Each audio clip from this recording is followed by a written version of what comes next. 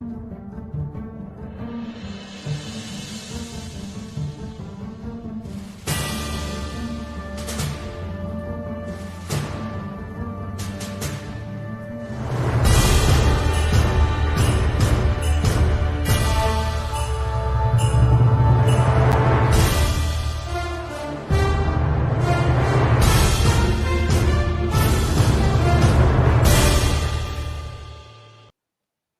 evening, guys, and welcome.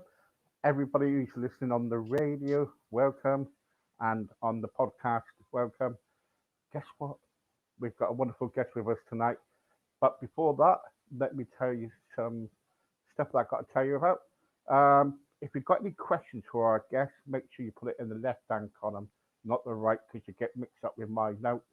Not like the other night, I got mixed up. So please put it in the left hand column. Thank you very much. Roland, how are Hello. you? I'm good, thank you. Hello, Steve. It's Yes, good to thank be you. here. Brilliant, really good. Tell everybody about yourself. So, I am a 62-year-old gay man, and I led a very ordinary, normal, pedestrian kind of life, I suppose. In 2006, I was working as a civil servant in Westminster. I was working for the Foreign and Commonwealth Office. My background is in language testing, and I'd been recruited to manage language exams that the Foreign Office carries out on all their diplomatic staff posted overseas. The Foreign Office trains staff up in the language of the country to which they are being posted to the level required for their job. And then I and my team would test those people to make sure they'd reached the right level for the job before they got posted overseas. It was a great life. I traveled the world, making sure that language exams were working properly and so on and so forth.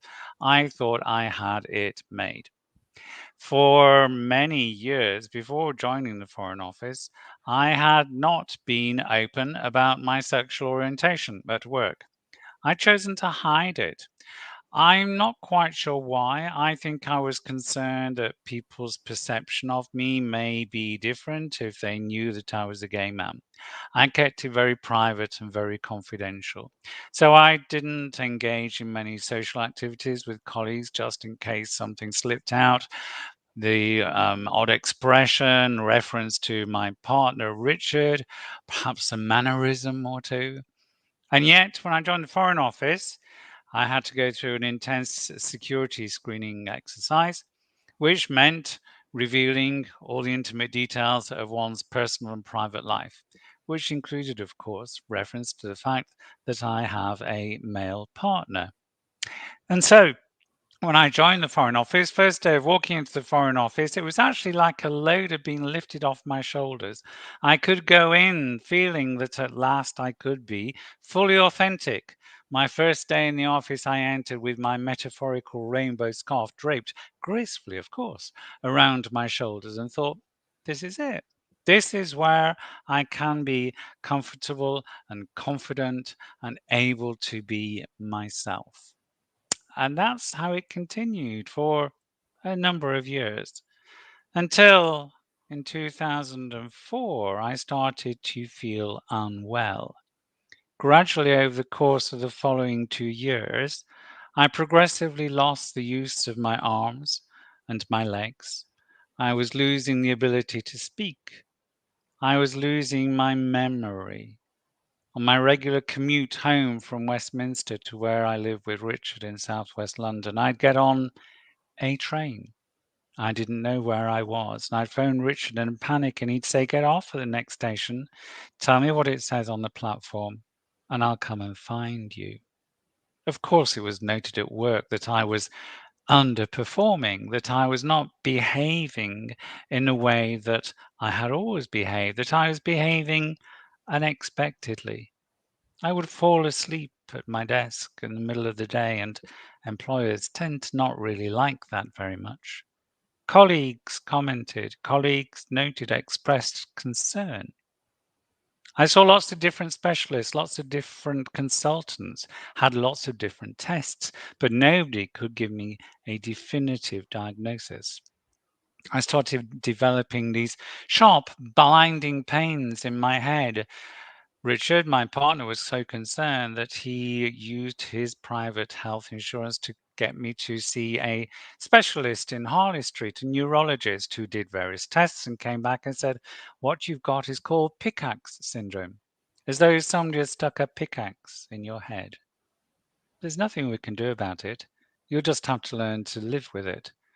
Oh, and by the way, here's some antidepressants. I continue to get iller and iller. I'm half French. I was partially raised in Paris, and Richard thought perhaps a weekend back in Paris, my second home, would help. So off we went. And on the second day there, I collapsed in the metro in the underground. I don't remember any of it.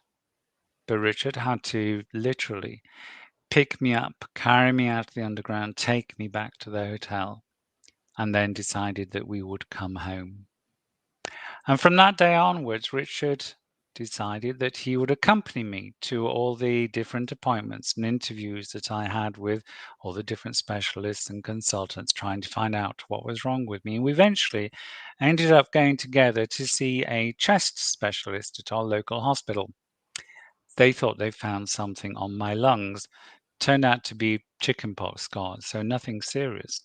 But this consultant, recognizing that we are a same-sex couple, had the brainwave to ask if I'd ever had a HIV test.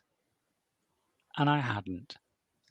At that point, Richard and I had been together 10 years in a monogamous relationship. I'd only had one relationship before that. So even though I was in my early 20s, when the tombstones and the icebergs floated across our television screens, when that leaflet was pushed through every letterbox in the land, I thought I was educated and informed, but I thought that I was safe. But I said to this consultant, please test me for anything, because I think I'm going mad. We were due to go away on holiday on the Saturday, and on the Thursday before, the consultant took the test. I said to him, we're going away for 2 weeks. It's fine. I'll pick up the result when I come back. Don't worry. The following day, the Friday, 1st of September, 2006, I staggered into work to put on my out of office message on my emails. Richard was at home packing. When I got home late that afternoon, there were no cases packed. And I said to Richard, well, why? What's happening? We need to pack. We're going away. And he took me in his arms and he started to cry. Richard is a big man, physically, emotionally. In the 10 years we've been together, I'd never seen him cry before. The consultant had phoned home to get my office number to tell me that if I went away for 2 weeks, I would come home in a cardboard box. And Richard said to the consultant, no, I will tell him when he comes home. The man that I love, the man that loves me, chose to tell me that I am HIV positive, that I had AIDS. My AIDS-defining illness was progressive multifocal leukoencephalopathy, a brain disease. One that in my case affected the cells at the base of the brain, the ones that govern your motoring skills, hence the paralysis that I was experiencing. We spent that first weekend planning my funeral. No flowers, no hymns, but lots of color, lots of rejoicing for a life that has been lived, not a life that has been lost. And on the Monday morning, together, he and I went to a local sexual health clinic, and they said to me, yes, you are very ill. We're going to start you on treatment straight away. And it will probably be difficult. But if you adhere to the treatment, hopefully we will be able to save your life. But we don't think that you'll ever be able to walk again. I was off work for 5 months, learning how to walk and talk again. In the UK, sexual health records are kept separate and confidential to all other medical records, so my employers, the Foreign Office, were only told about the brain disease and not about HIV or AIDS.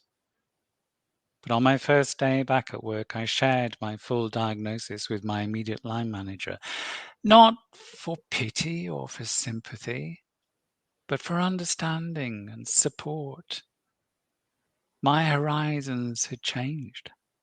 My future was unknown. I wanted somebody to know in the workplace what I was going through. And she gave me that support, but she said to me that she felt she needed to inform HR, and I agreed with her. So off she went. And shortly afterwards, an email came from HR. 2 lines. We forbid you from sharing the full information about your diagnosis with anybody else because we, your employers, cannot be held responsible for how other people may react or respond to that information. They closed down that small window of opportunity that I was so desperately seeking. I felt isolated, alone, uncertain, bewildered, confused.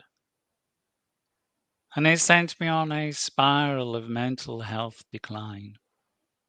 Until the point where, some months later, Richard and I live very close to the River Thames. Early on a Saturday morning, I found myself sitting on the riverbank with my feet in the water, thinking I can't go on. I don't want to go on. Richard had followed me out of the house, crept up behind me, put his arms around me. I could feel his heart beating against my back, and he said to me, I will miss you. And we stayed like that for how long, I don't know, watching the sun come up over the river. And eventually, Richard said to me, come, let's go home. And we walked home hand in hand. And on the Monday morning, going back into the office, as colleagues gather around the coffee point, sharing their stories of what they've been up to over the weekend. Mary took the kids to Chessington for the day. Mike went on a pub crawl, and all I wanted to say was, I tried to kill myself, but I didn't, because I was scared of how people may react, scared of how they would perceive me differently, of what they would think of me, how they would treat me. And yet there was a little thought at the back of my mind that I will not live in the shadows of this for however long I still have to live. I lived long enough in the shadows of being a gay man. I am not ever going to live in shadows anymore. And so I trained as an expert patient. I got counseling. I received coaching. And I found my voice. And I found my confidence. And eventually, I stood up in the Foreign Office and said, I'm Roland, I'm a colleague, and I'm living with HIV and AIDS. And if you don't like that, then that's your problem, not mine. And because of that, I was elected chair of the Disabled Staff Network. The Foreign Office appointed me as Diversity and Equality Officer. And in those roles, I was able to empower other people to find their voices too, to make sure that every individual was valued, respected, understood, and listened to for what they could bring to the organization. I didn't give up. I will not give up. Eventually, I left the Foreign Office, set up my own business, wrote a book, Ripples from the Edge of Life, about my experiences of being diagnosed with HIV and AIDS. And I reached out to the wider HIV community in the UK, and 13 other wonderful people also agreed to have the stories of their diagnoses included in that book. Diagnoses ranging between 1981 and 2015. And whilst the experiences will have changed, HIV is now a manageable condition. The medication is so effective that anybody who adheres to the medical regime will not be in a position to infect anybody else. The virus is so well contained within the bloodstream that it can't infect anybody else. And whilst the condition is maintained, whilst people can live healthy lives, the stigma around the condition continues to be the thing that will kill people with HIV. The stigma that creates massive mental health issues for people living with HIV. I carried out a nationwide survey in 2018 that was the 30th anniversary of World AIDS Day on the 1st of December every year. 2,000 people were interviewed over the telephone and asked 5 questions about their level of knowledge and their attitude towards HIV. And one of the questions they were asked was, if a friend told you they were living with HIV or AIDS, what would your response be? They were given 5 possible answers, ranging between it wouldn't affect our relationship at all to I would end that friendship immediately. 27% of those respondents said they would end that friendship immediately. And when the results were split down into demographic groups, it was the 25 to 33-year-olds, where 51% of them said, I would end that friendship. Why? Mm. Thank you so much Why? for thank you so much for that. You're welcome. You got a wonderful, really. It's really really good to hear your story because a lot of people want to kind of like hear it, and I'm glad that you came on here and told everybody about your story. Um, let's get back to the point where you were told that you got HIV, Yep. and when someone gets told that, that can be really scary. Did you feel at that time? I know you felt like suicidal. Did you feel like, oh well, that's it, that's the end of my life, I want to die? The point when Richard told me, I must admit, I felt rather relieved because I did honestly think that I was going mad, that it was all in my head, that I was making it up. I thought that other people were thinking that he's making it up just as an Mm, attention-seeking thing. So when Richard actually told me, my first reaction was, "Wow, they've actually found something. I really am ill, which is good." And then the second reaction was, "Yeah, I'm going to die. I'm mm, going to die soon. I'm probably going to die a painful, undignified death." yeah, yeah. I can, I got trouble is there's a big stigma out there with anything, with color, sexuality, whatever. And at the end of the day, it shouldn't be no stigma, And Absolutely.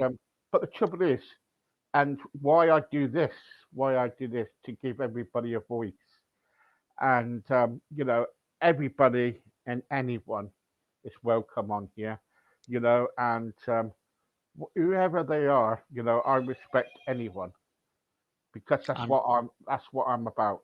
And I'm pleased to hear it.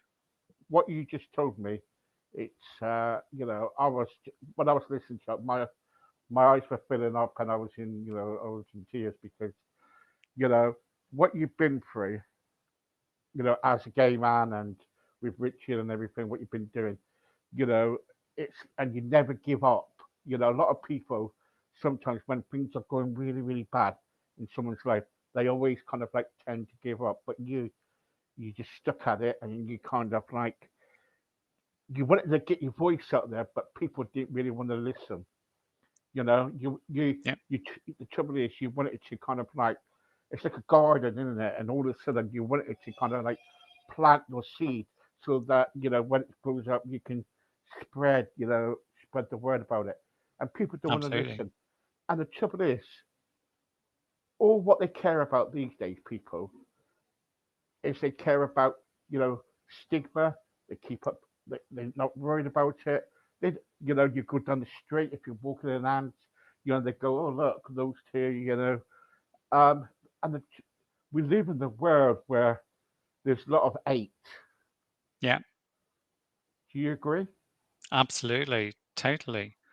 Um, the increased hate crime, homophobic hate crime in the UK, in London and other parts of the UK over the past few years is frightening.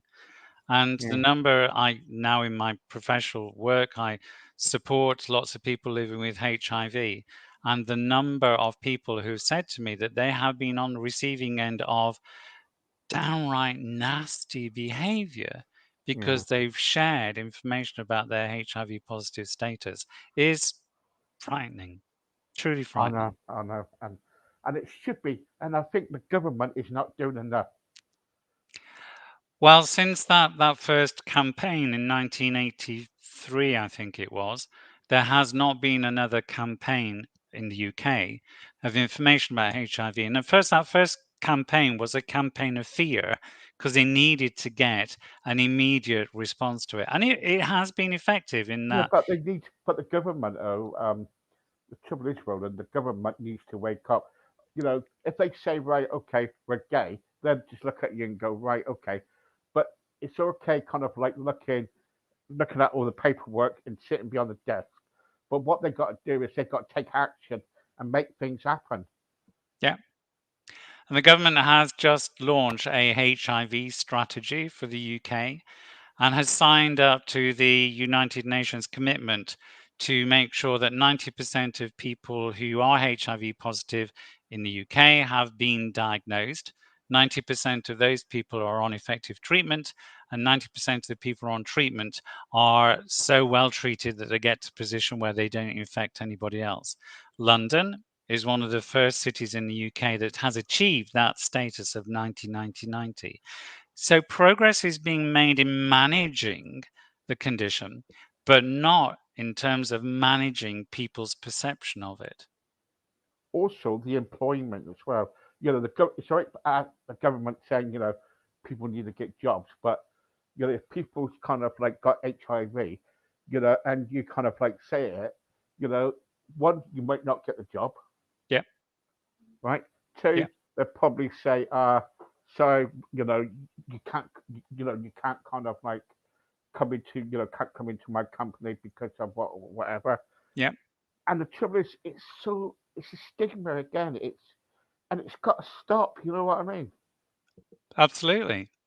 And I work alongside lots of people who are working very hard, campaigning vigorously to get the information out, to make sure stigma is created by fear.